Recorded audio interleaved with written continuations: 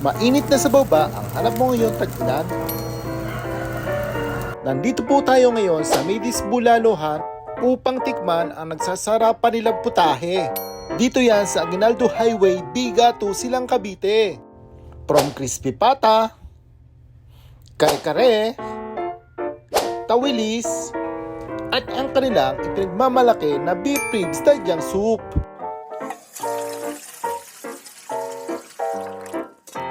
Kaya kung nagbabalak na umakyat ng Silang o Tagaytay, dito mo rin matatagpuan ang iba't ibang klase ng bulalo. From bulalo steak, original bulalo, sinigang na bulalo, at bulalo kare-kare. Kaya ano pa ang hinihintay nyo guys? Isama na ang pamilya at barkada at mag-food trip na dito sa Silang. Dahil ang pamilya